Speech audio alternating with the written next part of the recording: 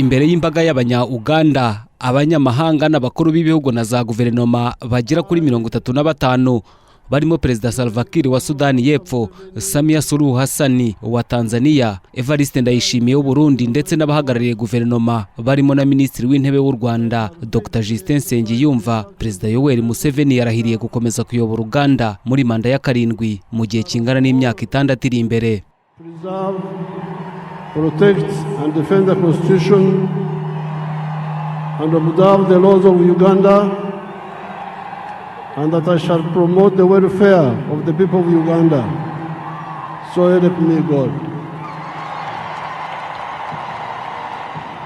Mu muhango w'irahira rye yaragaragiwe n'umukobwa we Natasha Karugire, mu gihe umugore we Janet Museveni usanzwe ari na Minisitiri w'Imikino atahabonetse ku mpamvu zabaye urujijo mu mboni z'abatandukanye.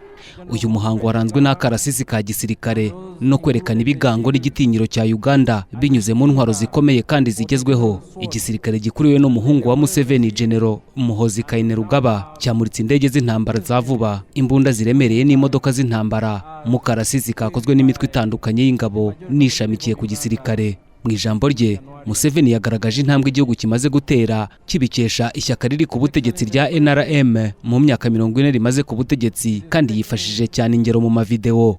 Yahaye umukoro abanya-Uganda wo kubaka ubukire. In the case of Uganda, we have been telling you that the wealth is in the 4 sectors. Hano ku rugero rwa Uganda duhora tubabwira ko ubukire buherereye mu nzego enye: ubuhinzi bugamije ubucuruzi, inganda n'ubukorikori, serivisi ndetse n'ikoranabuhanga. Niba ushaka ubukire, injira muri izo nzego.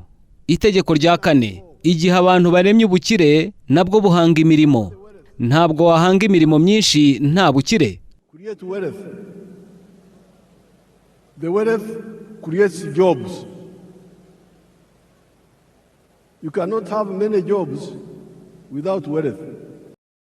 Museveni wanakomoje kuri ruswa yayogoje iki gihugu, yaburiye ko agiye guhagurukira abayirya yifashishije urugero rw'ibuye ry'agaciro rya zahabu. Museveni yanavuze ko amakosa yakozwe mu hahise h'umugabane wa Afurika ashingiye ku kujyana umutungo kamere gutunganyirizwa mu bihugu byo hanze. Yashimangiye ko Uganda igambiriye kubaka inganda, uyu mutungo ugatunganyirizwa mu gihugu, mu gihe ngo iyo ugiye hanze utera igihombo. I cannot fail to point out the strategic mistakes.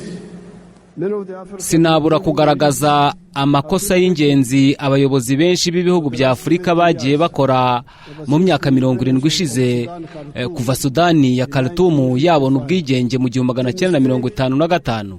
Ikosa ryo kohereza hanze umutungo kamere urimo cyane amabuye y'agaciro udatunganyijwe cyangwa se utunganyijwe igice kimwe gusa, umusaruro w'ubuhinzi n'ibindi.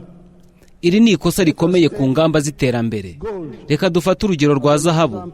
Iyo wohereje hanze ikiro kimwe cya zahabu idatunganyijwe, ifite ubuziranenge ku kigero cya 84%, wabonaga amadolari y'Amerika 60,000 mu minsi ishize. Ariko mu gihe iyo zahabu itunganyijwe kugeza ku rugero rwa 99.9% by'ubuziranenge, ubona amadolari y'Amerika 168,000.